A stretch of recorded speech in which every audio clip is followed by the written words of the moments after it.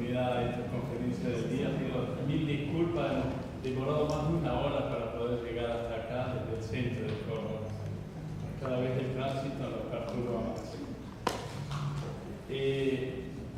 Estamos en esta hermosa sala de la Universidad Blas Pascal en presencia del señor rector que nos acompaña, Alejandro Consigli.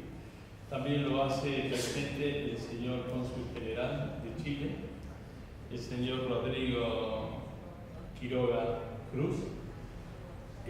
También hay autoridades de la Universidad Nacional de Córdoba, Andrea Marín, de la Universidad Tecnológica Nacional, el ingeniero Marcelo Tavera, el ex senador nacional Carlos Rossi, y todos ustedes que se suman a poder escuchar a Luis Guastavino Córdoba. A veces es difícil presentar a una persona que tenga un currículum tan amplio y que haya peinado tan buenas canas.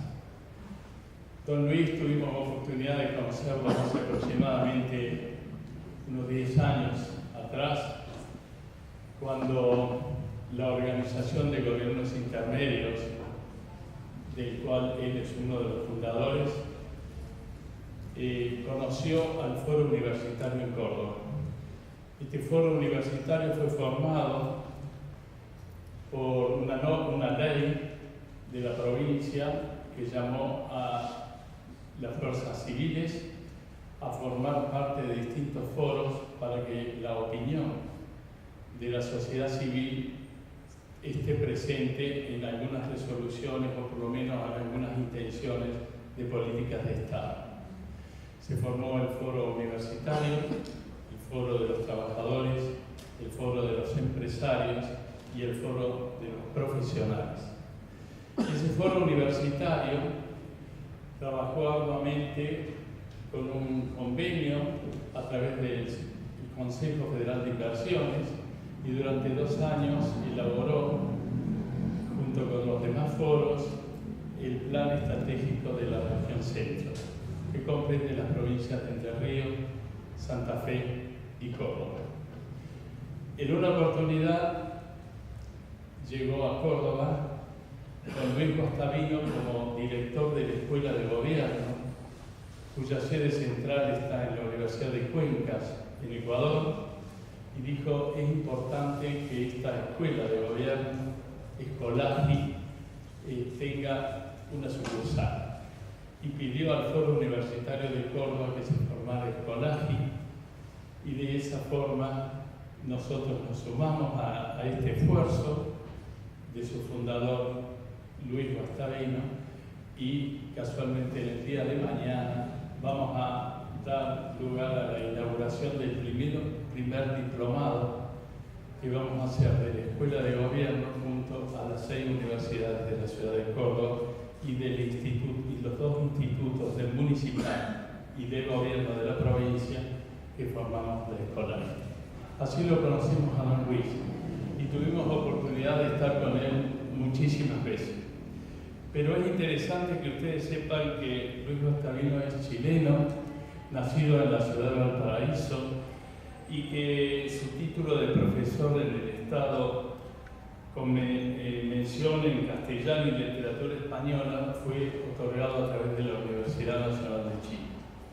Ejerció la docencia durante muchísimos años en distintos liceos diurnos y vespertinos. Estuvo en el Colegio Alemán de Valparaíso y desde 1961 integró el Partido Comunista. Fue electo regidor, concejal, vendría a ser, de la ilustre Municipalidad de Valparaíso, siendo reelecto por un nuevo periodo.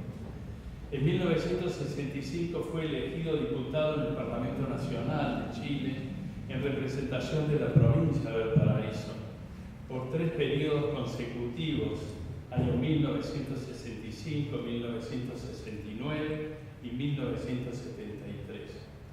Se desempeñó también como secretario general de la candidatura presidencial de Pablo Neruda, en el cual lo acompañó durante toda su campaña y fue discípulo también de un gran escritor, Rosas que muchos deben haber leído. Recorrido el país junto con este dirigente, Pablo Neruda, en meses posteriores, en 1969, se sumaron y se logró que Salvador Allende llegara a la presidencia de Chile. Con ocasión del golpe de Estado, en 1973 en Chile, tuvo que salir al exilio y vivió 10 años en Roma, en Italia, y 4 años en la Argentina. Posteriormente, estando en la Argentina, entró clandestinamente nuevamente a Chile y a partir de ese momento participó, una vez que terminó digamos, no quiero decir la tiranía porque puede alguien ofenderse, pero este gobierno militar en Chile participó fuertemente en organizaciones de las Naciones Unidas, en la UNESCO y en la CEPAL frente a los derechos humanos. Es doctor en pedagogía, es doctor en literatura. En 1992 realizó el Seminario Internacional de Descentralización y de Regionalización junto con la CEPAL, organismo de Naciones Unidas que está en Chile, y así sucesivamente tendría que leer, son 7 obras. Creo que lo más importante que podemos rescatar de don Luis es su característica pedagógica, su dialéctica para poder hablar y para poder anunciar lo que realmente en pocas palabras uno puede llegar a entender.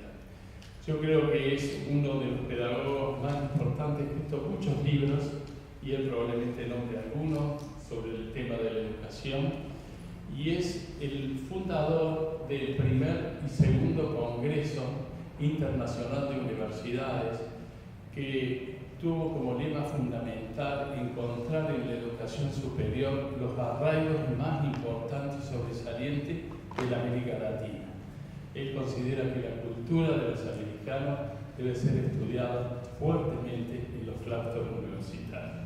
Yo los dejo con don Luis, que nos va a comentar este concepto que él tiene de la educación frente al siglo XXI y algunas consideraciones que deben tenerse en cuenta en la futura reforma a la educación chilena. Muchas gracias.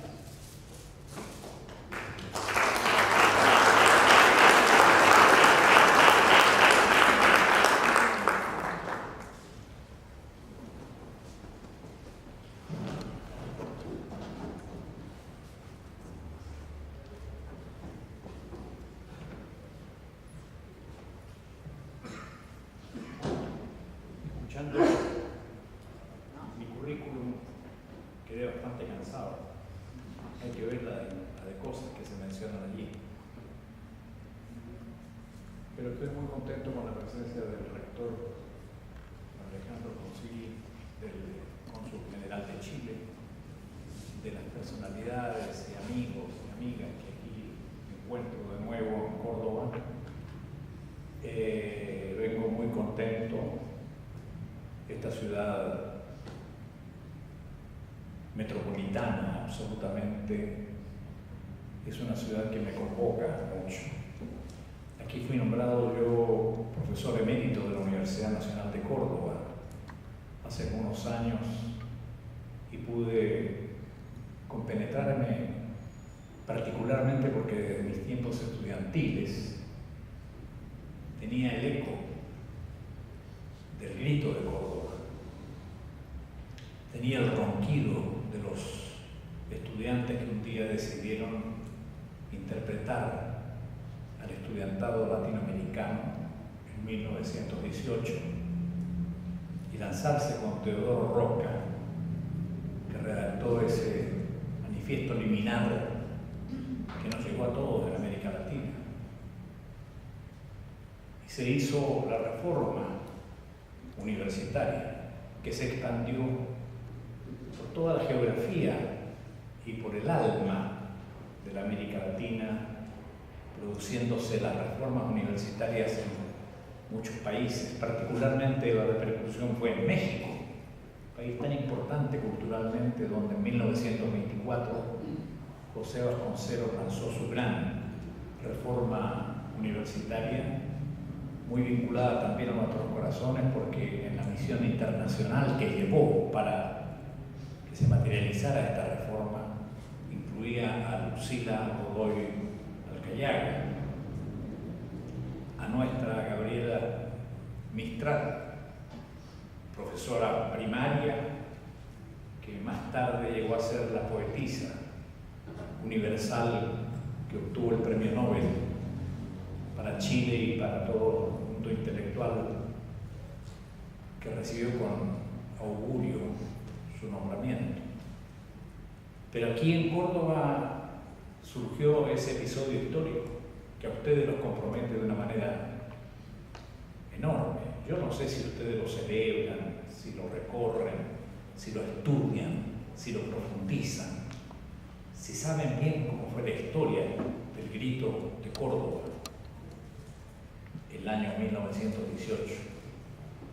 Pero creo que sí lo hacen.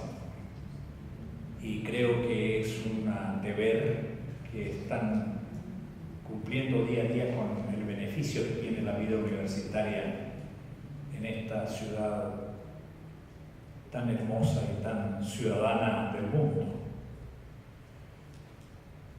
A mí me invitan a conversar y a hablar sobre la educación. Y yo quiero, durante esta disertación, he redactado algunos párrafos solamente, señeros, desde mi concepción, acerca de este tema crucial, hoy más que nunca en la historia mundial. Este tema de la educación más crucial hoy que nunca en la historia mundial. La educación es una oportunidad. Antes que nada, la educación es una oportunidad que tiene el ser humano, los grupos humanos, la sociedad organizada en la comuna, en la provincia, en el departamento, en la región, en el país, para manejarse como tal, para manejarse como territorio humano. Su significación es muy grande y no hay un ámbito de la vida en que participemos que no esté determinado por la educación. Nunca terminaremos de rendir homenaje a los griegos. Y el homenaje supremo que tenemos que rendirle, desde mi punto de vista, es que todo esto, la pedagogía, la inventaron en función de la persona humana, para crear ciudadanos, para crear seres humanos de comportamiento óptimo en la vida cívica que les correspondía. Y entonces nos regalaron la paideia griega, nos regalaron el pensamiento profundizado en la persona humana. Y eso hay que seguirlo. Y hay que seguirlo con Sócrates, con Aristóteles, pero hay que seguirlo posteriormente a través de todos los ámbitos de la vida mundial. Y hoy, a mi juicio, la educación de cara al siglo XXI, como nunca, tiene que tomar en cuenta y pertrecharse de lo que los griegos quisieron cuando inventaron la pedagogía. Yo sugerí que habláramos de la educación de cara al siglo XXI.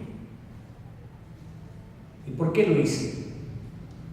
Porque, en mi opinión, el paso del siglo XX, que es un siglo vivencial, yo miro a las 73 personas que conté en esta sala, siempre cuento a la gente en una conferencia o en una charla, siempre la cuento para saber ¿Cuántas personas están pensando, están recogiendo, están involucrándose en lo que va diciendo la disertante o el disertante?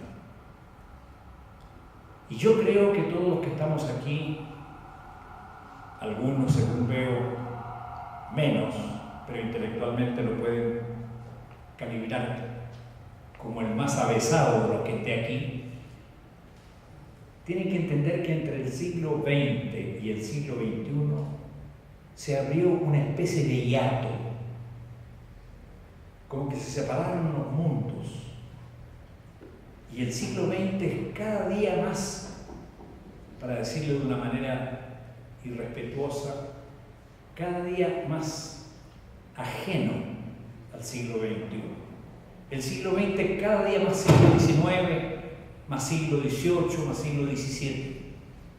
Y nosotros somos cada día más siglo XXI, XXII, XXIII o quizás cuántos siglos en la historia humana hacia adelante. Un verdadero hiato, un rompimiento de los territorios de todo tipo entre el siglo XX y el siglo XXI. Siempre pienso que el siglo XX es como que tú vas en un avión desde Córdoba a París y el avión va por los cielos tranquilamente y tú pides un café, te tomas el café, vas leyendo, vas escribiendo una nota y el avión se desplaza sin problema ninguno. Y de pronto te anuncia el capitán de la nave que viene una zona de turbulencias. No puedes seguir tomando el café tranquilamente, tienes que tomar cuidado para no mancharte, tienes que dejar lo que estabas leyendo, porque está la turbulencia. El siglo XXI es una turbulencia permanente, que no cesa, que no te deja tomar café durante todo el trayecto, que tienes que aprender a tomar café de otra manera para poder tomarlo, que tienes que leer de otra manera para poder compenetrarte con las letras, porque la turbulencia no cesa, y no cesa.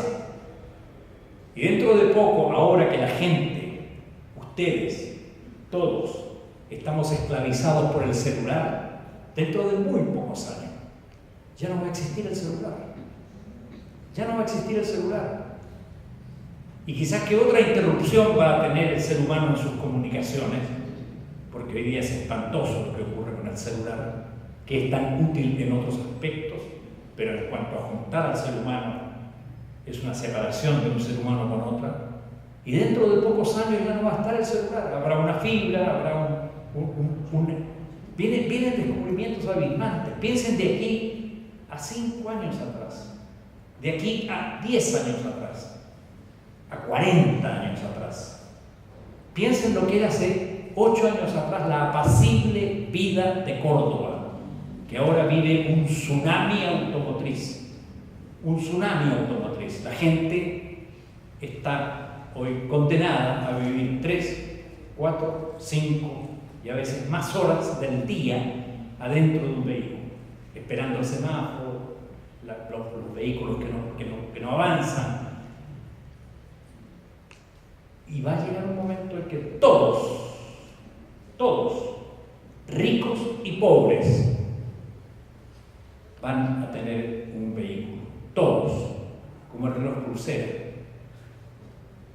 Yo viví en los tiempos en que un reloj pulsera lo tenían determinadas personas, pero las empresas se dan en maña para que la misma marca, fantástica, espectacular, fabrique relojes a 200, 300 millones en moneda de cualquier país y fabrique relojes a 50 pesos, 60 pesos. Y todos tienen hoy día. Reloj pulsera no es. Va a pasar con los automóviles. Eso va a pasar hasta que llegue un momento en que el ser humano se ponga seriamente a descubrir otros espacios para transitar. El espacio subterráneo, el espacio por el aire, pero la sociedad está cambiando de una manera tan drástica que pone en trueque nuestra capacidad de pensar. Y dentro de esa capacidad de pensar más o menos, se calibra también tu capacidad de ser inteligente o no. O pasas por este mundo, eres un transeúnte sin mayor pensamiento sobre estas cosas, o te dedicas a tu deber cuando viniste a este mundo, que es observar, pensar, tener una vida subjetiva, imaginar, sacar la cuenta, comprender el mundo en que vives. Comprender el mundo en que vives, objetivo esencial de la educación. La educación es una oportunidad para comprender el mundo en que uno vive y para comprender los mundos que ha habido detrás de la vida actual de uno. Entonces tiene una trascendencia tremendamente grande. Esta actividad humana ha estado puesta en personas que se dedican más específicamente a desarrollar la técnica y la filosofía de la educación. Es el magisterio, las llamadas profesoras y profesores, los educadores, los pedagogos, los enseñantes, calificaciones todas de connotación distinta, una de otra, el profesor, del educador, del pedagogo, lo cual también hay que estudiar, y hay que ver qué rol le corresponde a cada persona que juega un papel dentro del cuadro educativo de la sociedad. Yo tengo ahora un párrafo redactado para subrayar el valor de la formación docente, para decirles primero que todos los seres humanos debiéramos ser docentes. El docket, el ir a enseñar y el ir a aprender. Todos, pero hay un grupo de gente que específicamente está dedicada a desarrollar la técnica ante otros de lo que se llama educar, los educadores. Y a esa gente me quiero referir. Yo soy uno de ellos. Yo opté por estudiar pedagogía. A mí me apasionó la pedagogía, siempre tuvo influencia para que esto ocurriera. Yo pronuncio bien la R de la R. Hago la diferencia, que tantos, especialmente en mi país, no hacen, arrasan con la R y con la R. Pero yo tuve a la Miss Lili en segunda preparatoria, y la Miss Lili me tomó, algo vio en lo que yo traía y se dedicó a enseñarme a pronunciar. Y no es lo mismo una persona que aprendió a pronunciar de una persona que no aprendió a pronunciar. Ahora, eso es un valor en este aspecto que estoy hablando. Yo quiero rendir homenaje a mi profesora contando esta habilidad que ella me enseñó. Yo pronuncio bien la R, la R, la M, la N, la radial y la dental. Hago la diferencia. Pero esto lo podría hacer en todo el mundo si todos los educadores se preocuparan de la niñita y el niñito para ir educándolos, formándolos, desarrollando en ellos capacidades que de otra manera quedan muertas, quedan durmiendo hasta que se le tome a esa niñita y niñito y se le vaya poniendo estas habilidades en práctica. Bueno, la Miss Lili tenía dotes extraordinarias. Siempre la recordé.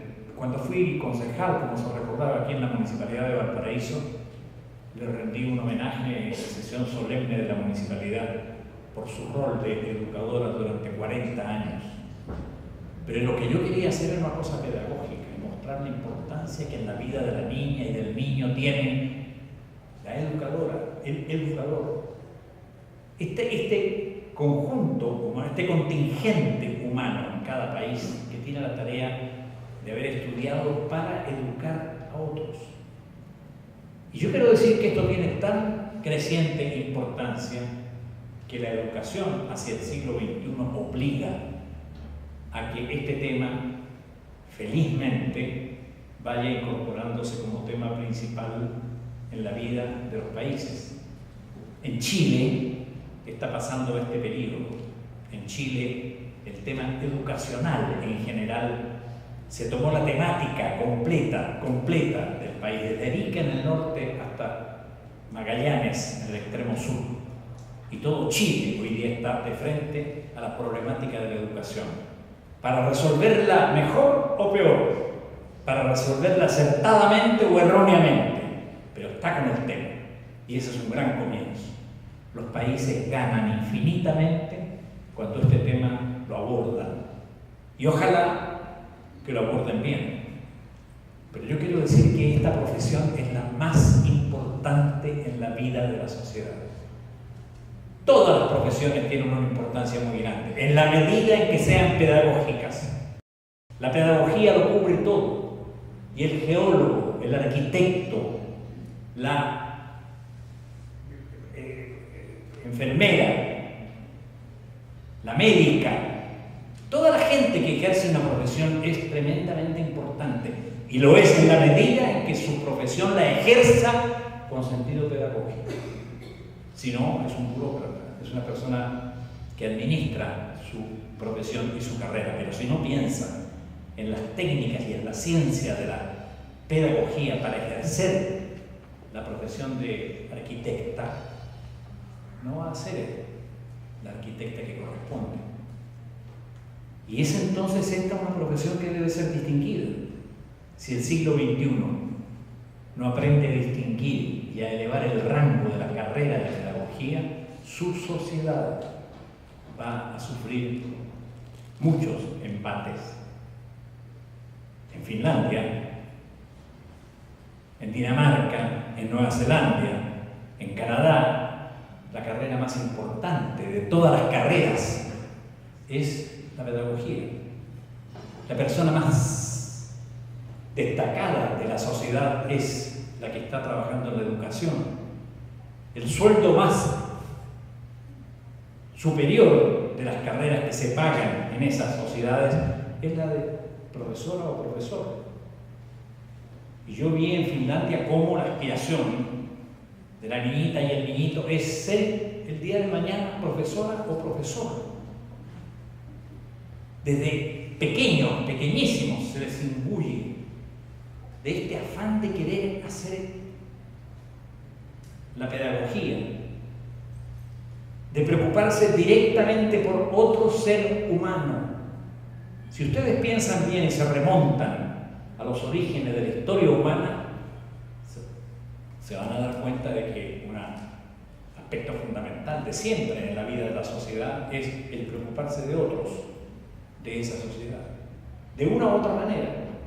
Esta es una manera explícita de preocuparte de otro ser humano para hacerlo mejor, para hacerlo personas con mayor bonomía, con mayor acercamiento, con mayor preocupación por qué es lo que late en la otra persona.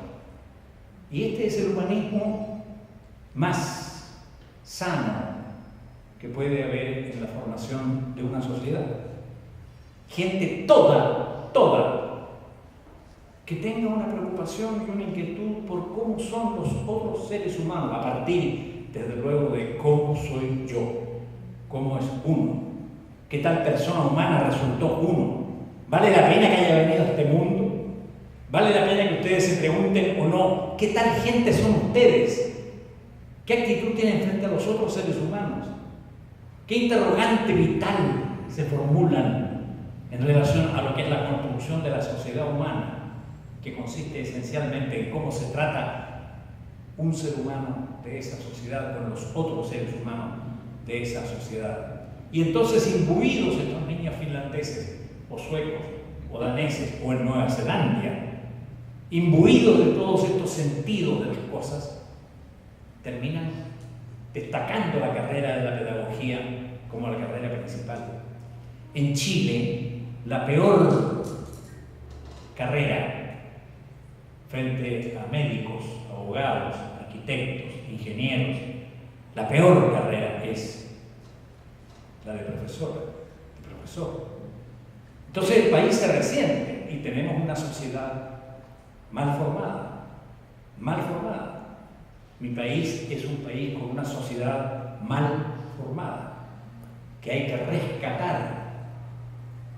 Yo no sé bien qué pasa con ustedes, pero quizás también eso influya muchísimo. Fíjense ustedes que les voy a contar lo siguiente.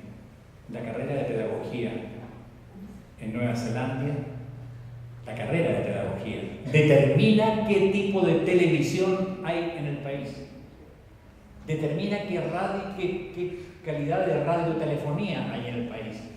Porque puede caminar la pedagogía en la búsqueda de mejorar al ser humano, desarrollarlo, apoyarse en los aspectos positivos que trae. Si sale del aula, esa niña o ese niño, sale del aula y se encuentra con una televisión que es tan atractiva, y esa televisión sistemáticamente, en mi país, que es un país dominado por dos actores principales, que emanan de un gran patrón: la publicidad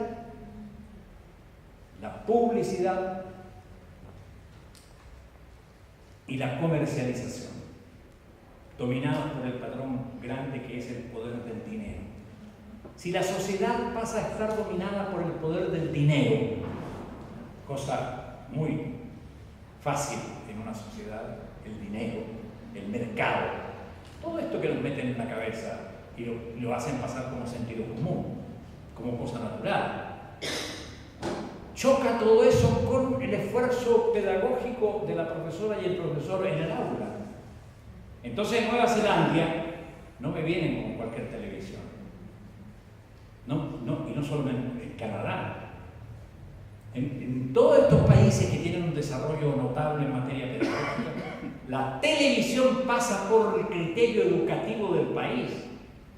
Porque como 30 niñas, niños, 35 niñas, niños salen de la clase, la profesora y el profesor se desgañitan hablando de valores, hablando de este aspecto, del otro, de la superación, del amor por el prójimo, junto con enseñarles que 2 más 2 son 4, salen de ahí y se encuentran con que el poder arrasante de la televisión se los come totalmente. Yo soy un gran amante del fútbol y pertenezco desde chico, mi amantío es con el Santiago Wanderers de Valparaíso, que es el mejor equipo del mundo. Bueno,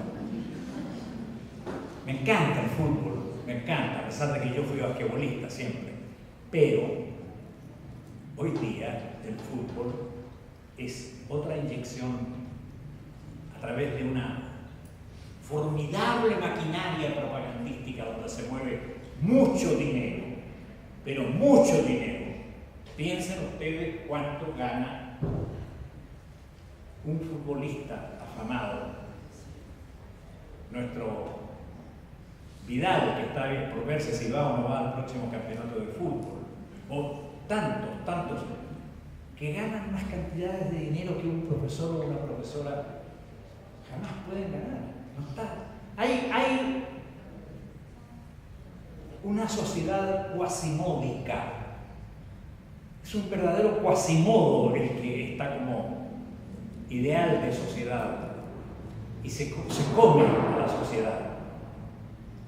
Jaime luego me contaba esta mañana, ¿no?, cómo vive Vidal. ¿Cómo se llama Vidal? Arturo Vidal, que gana cientos de millones de pesos chilenos, que una profesora y un profesor de Chile jamás lo van a ganar.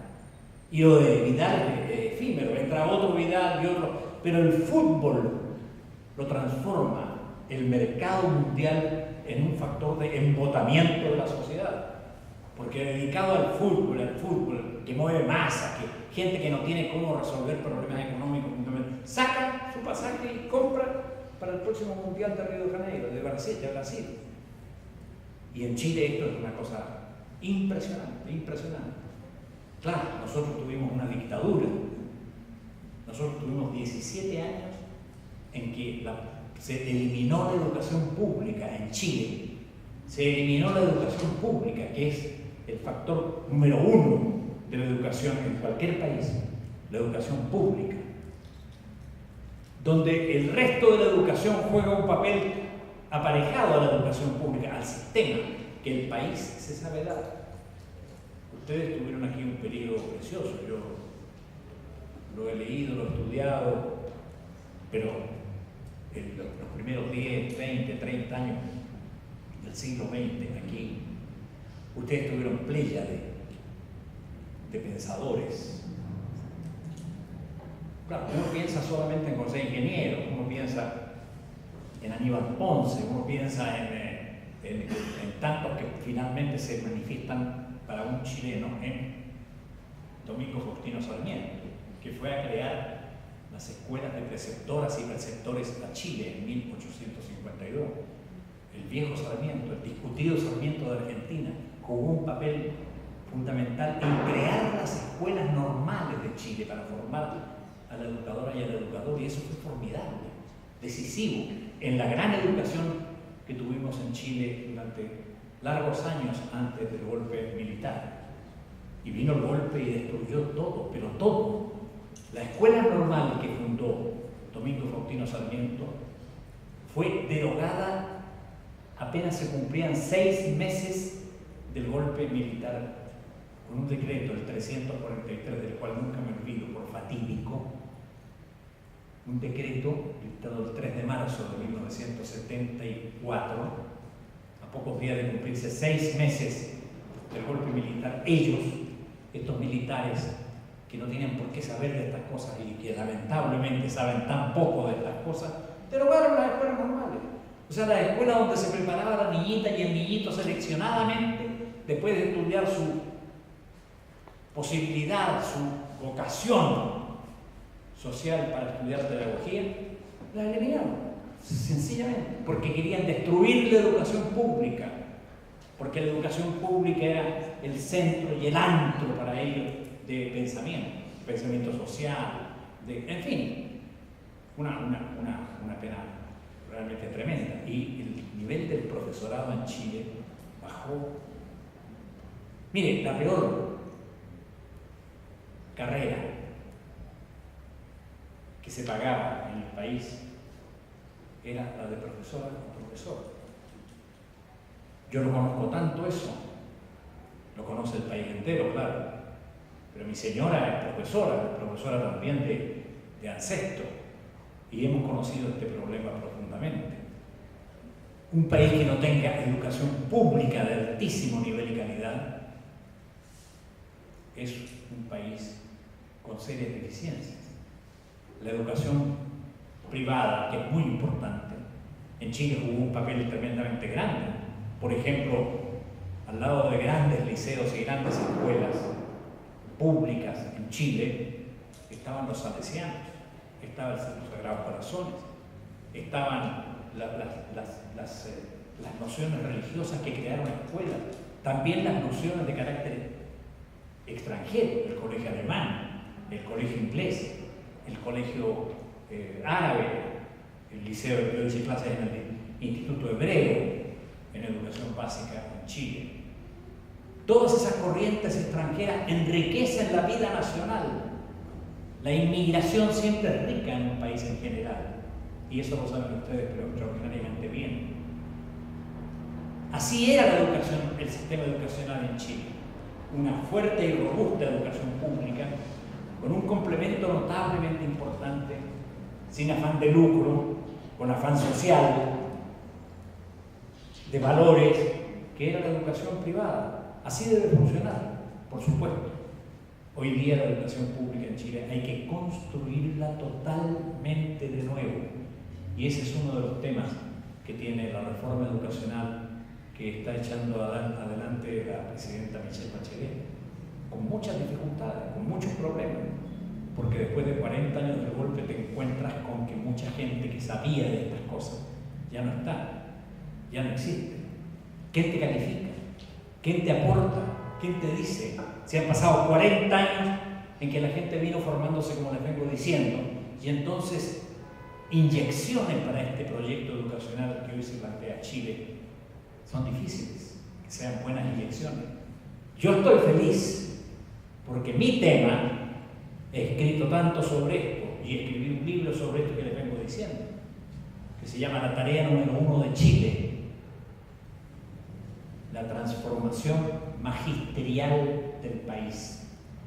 Esa es la tarea número 1 de Chile. Y esta materia, de la que yo me he preocupado, como tantos de ustedes, esta materia hoy es la temática del país. Hoy el país está invadido con el tema educacional y eso es tremendamente positivo. Aunque tengamos dificultades para abordar este tema, aunque haya muchos sinsabores en cuanto a qué es lo que hay que hacer, porque yo paso al cuarto párrafo de mi disertación de hoy día. ¿Cómo se aborda el tema educacional? ¿Qué se hace con la educación? Si la educación es exactamente como el cuerpo humano, para buscar una analogía, ¿qué es la parte más importante del cuerpo humano? Las piernas, los brazos, el abdomen, el hígado, el corazón, el cerebro. ¿Qué parte del ser humano es más importante que la otra? Todo es importante. Todo el cuerpo humano integralmente es tremendamente importante. ¿Y la educación? ¿Qué es lo principal en la educación? Los edificios de las escuelas, de los liceos, de los institutos, el sueldo del magisterio, la formación pedagógica de los enseñantes, la malla curricular. Pero ¿cuántos aspectos tiene de educación? Igual que el cuerpo humano. ¿Por dónde partes? ¿Qué es lo que analizas primero? ¿Qué es lo que abordas después? Entonces la educación es una materia tremendamente difícil, compleja, que requiere de grandes técnicos, de personas que dominen esta técnica. Y yo quiero subrayar esto porque, aunque sea muy difícil, hay que abordarlo. Y hay que abordarlo de la mejor manera. Y la mejor manera es saber considerar que los que estuvieron en mi país, por ejemplo, 40 años a cargo de la educación, son gente que está dando examen de que salieron mal. Salieron mal. Las propias fuerzas que hoy día gobiernan con Michelle Bachelet estuvieron 20 años en el gobierno en Chile y miren los resultados. No fueron capaces de abordar estas materias como correspondían. Y tenemos la necesidad de hacer esta operación grande ahora. Abrir el cuerpo entero para descubrir por dónde vamos a meter el bisturí, o las inyecciones, o los masajes correspondientes, en fin. Es un tema tremendamente complejo y difícil, desafiante y el más bello de los temas, la más poética acción que el ser humano pueda abordar. Quiero manifestar también que la educación debe ser la más humanista de las profesiones. Humanista, el humanismo. El humanismo del Renacimiento, por ejemplo. Terminada la Inquisición y abiertos los canales de un nuevo pensamiento a través del arte, de la ciencia, y a través del arte, a través de la poesía del Renacimiento, la poética, la pintura, el arte, el Botticelli, todo lo que vino con el Renacimiento y que te envolvió al mundo entero, al mundo occidental fundamentalmente. Todo eso tiene que acompañar a la pedagogía, para que el pedagogo y la pedagoga sean personas eminentemente cultas, pero de una cultura que cada día la acerca más a esa persona, a la gente simple, a la gente sencilla. La persona culta que abre todo un territorio extensísimo de lejanía con la gente sencilla, no tiene mayor importancia en la formación. Es de donde surge el humanismo, el poner a la persona en el centro de toda la vida. Cada uno de nosotros, cada uno de los que está aquí, yo que hablo, ustedes que escuchan, todos somos la gente más importante del mundo. Y paso inmediatamente a un subtema. Dentro de todos nosotros que somos tan importantes, los más importantes son los niños, las niñas. Los seres más importantes del globo terráqueo son los que hoy día tienen 4 años de edad, 5 años de edad, 7 años de edad. Para ellos está hecha la pedagogía. Para ellos está hecha la educación. Para ellos es la preocupación fundamental que deben tener los políticos, por ejemplo, que vienen tan desmedrados en mi país y no solo en mi país. Para ellos es que la madre y el padre debieran tener una preocupación infinita, pero infinita. La educación es una oportunidad, dije antes, y es una oportunidad para preocuparse de la parte superior de la sociedad, que son los niños. Paulo Freire fue el que dijo: el mundo debe ser reinventado. Reinventado. Y en esa reinvención, la educación juega el papel protagónico. Y si uno piensa efectivamente en el tema de los niños, tiene que saber que ahí está el próximo futuro de la sociedad de que estamos hablando.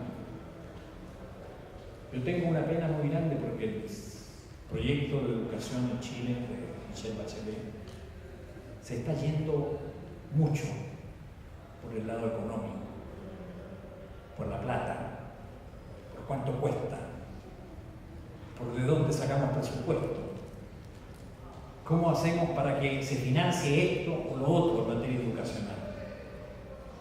Eso lo voy a decir categórica e insolentemente, es totalmente secundario. Es totalmente secundario. El tema fundamental es qué es lo que vas a hacer en la educación. Y ahí veremos cuánto cuesta y cómo se hace. Pero, ¿qué es? ¿Qué pretendes con la educación nueva? ¿A qué te vas a referir? ¿Qué quieres instalar en la niñita y el niñito, en la juventud, en la sociedad? ¿Qué hacemos con este hábito educacional que tenemos que construir? Para esto hay que abrir la mente. Abrir la mente. Y de nuevo viene un viejo maravilloso, del que yo entiendo tan poco cuando trato de leerlo, pero sí toda su parte filosófica la entiendo maravillosamente bien y me seduce tanto. El viejo Einstein. A él le leí: la mente, preocuparse de la mente. La mente es como un paracaídas. Si no se abre, no funciona. Yo me quedé pensando, ¿cierto? Si un paracaídas no se abre, llegas abajo y se acabó el paracaídas y se acabó todo. Pero la mente hay que abrirla. Y hay que abrirla con un sentido humanista y con un sentido de profunda filosofía humana en cuanto se refiere a respetar a todos los seres humanos. Yo no tengo nada contra el Partido Comunista, yo diferí en un momento determinado, después de ser 40 años comunista y después de ser dirigente entre la directiva máxima del Partido Comunista de Chile. Pero yo me pregunto, ¿cómo era que yo me sentía poseedor de la Biblia? Cuando yo fui comunista, la verdad total y absoluta la tenía yo. Mi ideología era la que tenía la razón. La Biblia era posterior. Era mi Biblia. Era mi Vaticano. Era mi cuerpo de ideas. La verdad y la verdad absoluta. Y si alguien opinaba contrariamente a lo que yo opinaba, me quedaba callado, pero me quedaba pensando, pobre persona, que anda tan dislocada de lo que es la verdad, porque la verdad la tenía yo. Y con el marxismo-leninismo y con el comunismo, en fin, ha pasado, seguirá pasando lo que ocurre con otras trincheras ideológicas y doctrinarias. También en otros sectores hay una actitud con anteojeras lamentables, cuando lo que tiene que hacerse, a mi juicio, y lo digo sin estar expresando una verdad absoluta, de nuevo, lo que tiene que hacerse es respetar las opiniones de todos, aunque primitivamente te parezcan dislocadas. Cuando alguien no esté de acuerdo contigo, la pedagogía te exige que tú tengas la actitud de pensar, ¿qué parte de verdad tiene esta persona en lo que dice que contradice lo que yo digo? ¿Qué parte de verdad tiene? Y no condenarla, y no cerrarte absolutamente. Entonces la pedagogía y la educación de que estamos hablando tiene la maravilla de enseñarte el humanismo, de comprender cómo la sociedad humana está hecha de manera tan variada, tan distinta.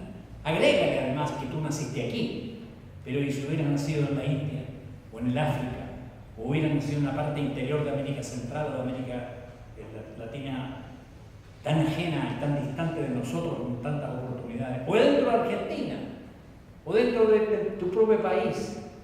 Entonces, es una poesía la sociedad humana, compuesta por distintos versos, compuesta por distintos sonetos, por distintos poemas. Y eso hay que conocerlo primero y respetarlo enseguida. El pedagogo o la pedagoga que tengan un criterio distinto a esto, creo yo, que no está en las mejores condiciones para tratar con el ser humano, que es su clientela. Entonces, me parece que el humanismo debe prevalecer con mucha fuerza para enfrentar los problemas que trae el siglo XXI. Los problemas que trae el siglo XXI son cada día más complicados y problemáticas nuevas, distintas, problemáticas de otro tipo. Van a venir cambios, están ocurriendo cambios verdaderamente notables y yo creo que vienen cambios mucho más grandes dentro de poco. Y párrafo prácticamente final. Si no le metemos manos a la universidad en general, lo cual es complicado, pero en particular no le metemos mano a las carreras de pedagogía y a las facultades de filosofía y educación de las universidades, no hay salida para este tema. Todos nos formaremos como comentaristas del tema, pero obreros, empleados, ingenieros de la pedagogía no vamos a sacar. Y en eso hay mucho que avanzar. En Chile se dice que la educación está pero muy mal, muy mal. ¿Y cómo está la formación de educadores en Chile? ¿Quién forma a los educadores que hacen que esté tan mal la pedagogía? Nunca vas a tener una educación de calidad, como se reclama teóricamente por todas partes, si no tienes educadores de calidad, pedagogos de calidad, un cuerpo magisterial de calidad profunda, y que entienda que el problema de la educación superior en Chile, en el mundo, no está en la universidad, está en la casa cuna, está en el jardín infantil, está en las preparatorias. Allí se decide el tipo de ser humano que va a resultar. Allí aprende esa niñita y ese niñito los métodos, las costumbres, los usos con los que tiene que irse desarrollando en la vida. Entonces, yo creo que es un tema intelectual de una potencia muy, muy grande, de una fuerza muy grande, bellísimo, a mi juicio. Un tema que hace sufrir mucho, pero que por mucho que sufra no puede dejar de pensar que estás en el tema más maravilloso y más hermoso de la humanidad, la educación. La educación. Quiero decirles a ustedes que este es un brochazo. Aquí no estoy dando yo la clave mágica. Aquí estoy incitando a que descubramos la clave mágica. Pero hay que meter mano a la idea latina, quis, custodiet, custodes. ¿Quién forma a los formadores? ¿Quién custodia a los custodiadores? dicen los latinos. Y esto es un tema que tenemos que ver ahora en Chile. ¿Quién se hace cargo de la educación? ¿Quién prepara a los profesores, para decirlo de manera muy directa? Lo preparan las universidades en Chile. Bueno, ¿y cómo los han preparado? ¿Por qué tenemos este fracaso educacional estrepitoso en Chile con la educación? Que lo reconoce todo el mundo y que hay que cambiarlo. Por eso la reforma educacional se ha formado en estas universidades que tenemos, con estas facultades de educación que tenemos. Y las facultades de educación no son capaces de enfrentar este tema porque requieren de líderes de alta capacidad y de mucha solvencia. Y eso cuesta encontrarlo. Eso cuesta encontrarlo. Y en esto hay una responsabilidad del conjunto de la universidad y del conjunto de los directivos de las universidades. El señor rector me está escuchando. Su universidad tiene que meterle mano a este tema. Todas las universidades, que tienen que ser profundamente innovadoras. Y la innovación es una maquinaria nueva que le llega al ser humano. No se nace innovador, se llega a ser innovador. No hay profesores, no hay ciudadanos, no hay rectores, no hay políticos, no hay nadie que nazca innovador. Se va formando el innovador, el que innova. Yo quiero decirles a ustedes que tengo un desafío metido en la cabeza. Yo me pregunto todos los días, ¿y qué pasa conmigo? ¿Y qué pasa conmigo? ¿Qué vine yo a este mundo a dar sermones?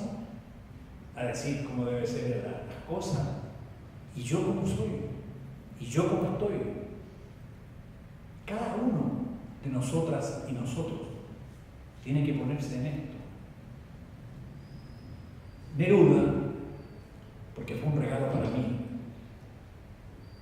estar 6 meses al lado de él, dormíamos juntos en Isla Negra, para salir de allí al norte, al sur del país, en esa campaña presidencial en que él fue dedicado a la política, pero nunca dejó el verso, nunca dejó la poesía.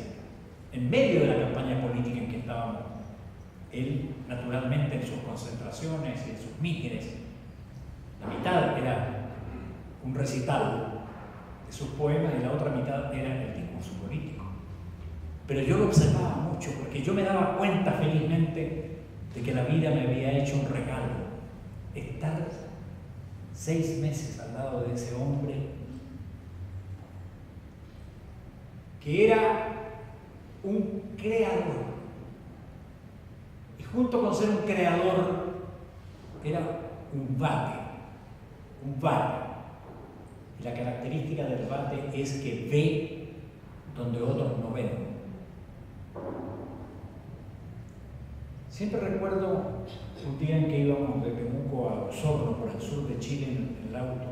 Él paraba el auto, de repente le pedía a su mujer, que era la que manejaba el vehículo, que parara el vehículo, porque quería mirar unas determinadas que parecían malezas del camino, malezas, pero eran florcitas, eran verduras. Y él paraba el vehículo para mostrarnos y decir, esta es así y así, tiene estas características y esta otra característica. Era un observador, con sus párpados un poco caídos, sin embargo lo veía todo. Y recuerdo que él sabía de pájaros como nadie sabía de pájaros. Por eso que escribió el libro de los pájaros. Y yo siempre me preguntaba, y yo lo pregunté a él, porque con la confianza que llegamos a tener, le dije yo un día, Pablo, ¿y cómo sabes tanto de pájaros si nunca los miras para arriba? Él nunca tenía los párpados un poco caídos y sin embargo veía los pájaros y los describió en ese libro de pájaros que escribió, esa poesía maravillosa. Entonces tú aprendes tanto de eso. Y él tenía un respeto tremendo por todas las opiniones y todas las ideas. Y él hablaba tan bien, tan bellamente, tan bellamente y con tanto amor de los otros poetas, independientemente, pero él insistía en que la persona se forma. La persona está en constante formación, independientemente de la edad que tenga. Hay una edad proclive, maravillosa, que es 4, o 5, o 6 años, o 7 años, o 10 años, pero el resto de tu vida tienes que ser siempre una alumna o un alumno y jamás sentirte profesora o profesor.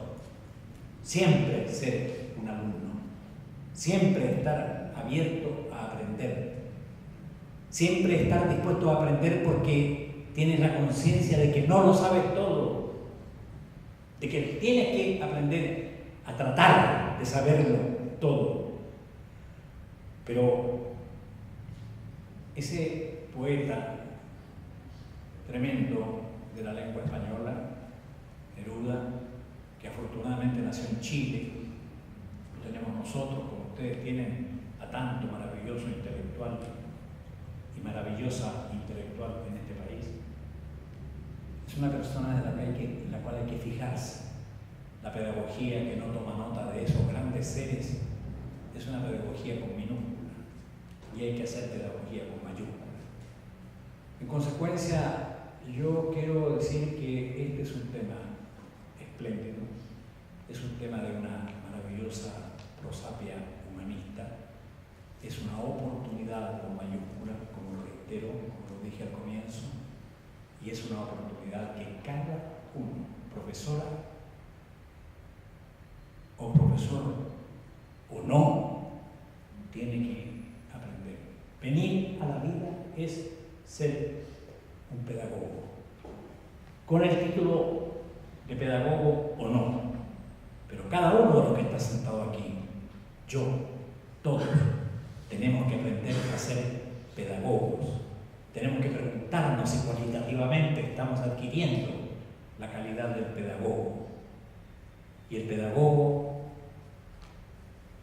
tiene un alumno o alumna principal, que es uno mismo.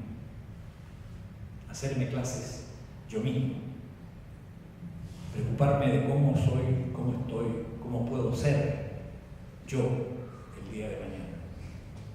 Yo creo que son algunos brochazos que he querido dar, son algunos puntos de vista respecto del siglo XXI. Y quiero decirle a ustedes un párrafo absolutamente final. Yo trabajo con mucha pasión y con mucha fuerza en la Organización Latinoamericana de los Gobiernos Intermedios, la OLAGI. Es una organización que nació hace 10 años atrás en Valparaíso, en mi tierra, cuando yo era intendente regional. Hoy ha crecido, se ha desarrollado y tiene mucha fuerza en América Latina y en el Caribe. Se cumplen 10 años. Se está organizando una celebración importante de esta organización que busca la interrelación, el acercamiento entre los gobiernos intermedios, que son los que están entre el gobierno nacional de un país y la comuna, la municipalidad, las provincias, las regiones, los departamentos, en fin. Y hemos ido abordando un entendimiento muy grande, muy importante, en virtud del cual yo estoy aquí, como dijo Alberto Ferrante. Yo estoy aquí porque vine por la OLAGI en su tiempo. Y la OLAGI creó una escuela muy sui generis, que no tiene un lugar físico donde funciona, no tiene edificio, ¿no? Es una escuela ambulante que desarrolla actividades e iniciativas creativas en el territorio de la América Latina donde se produce posibilidades para ello. Y desarrollamos desde la OLAGI una tarea educativa muy importante, que queremos que sea cada día más significativa. Buscamos el acercamiento entre las universidades para compenetrarlas también de este espíritu, de esta discusión, de esta temática. Y hemos hecho 2 encuentros ya de universidades y gobiernos intermedios en América Latina. Uno en Valparaíso, que fue muy exitoso, y ustedes concurrieron, y otra en Perú, en Lima. Queremos hacer un tercer encuentro de universidades de gobierno latinoamericano y lo pensamos para la primera semana de noviembre, aquí, en Córdoba. Yo quiero pedirles toda la colaboración para esto que vamos a iniciar, que se va a poner en práctica, para invitar a las universidades de América Latina y a gobiernos intermedios a tratar un tema: la integración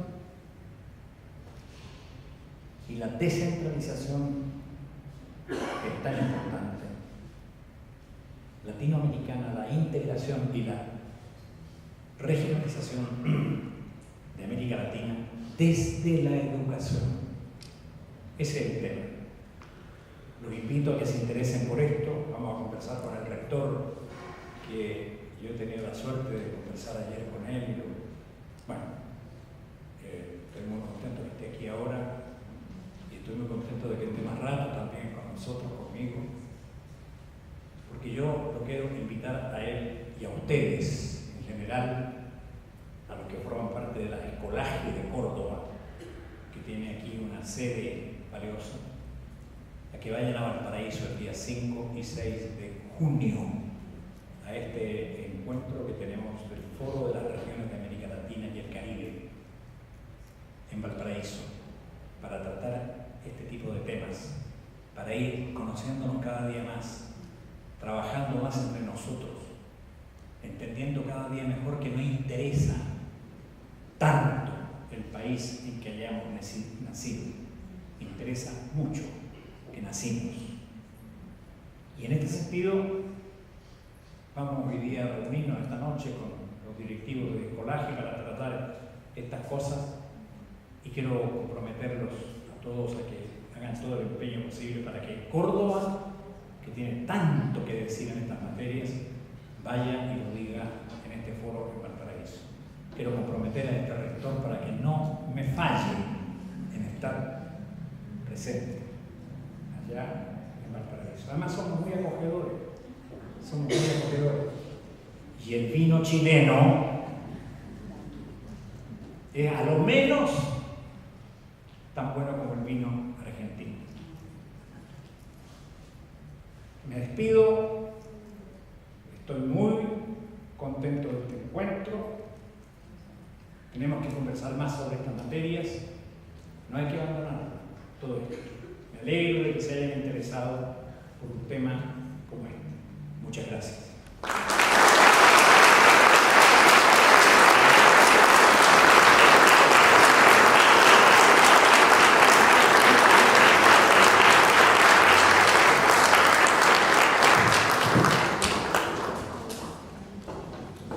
Agradezco la presencia de todos ustedes y sobre todo la de don Luis, que me compromete, y es un orgullo para la universidad haberlo tenido aquí.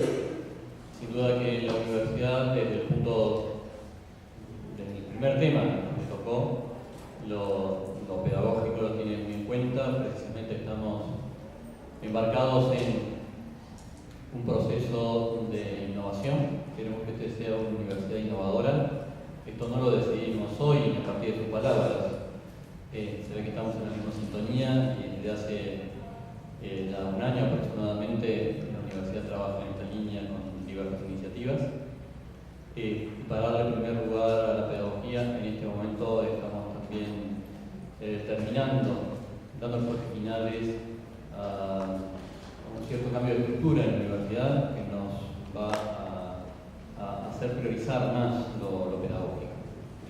Y en cuanto a Escolaje y Escolaje, esto es Escolaje.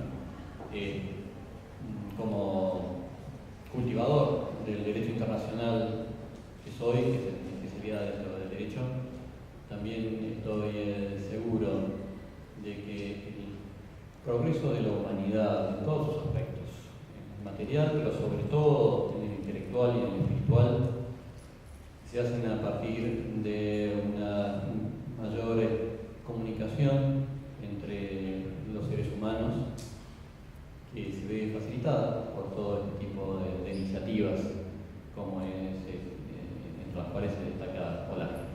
Muchísimas gracias por haber estado aquí. Les aseguro que voy a hacer todo lo posible para estar en Valparaíso el 5. Gracias a todos.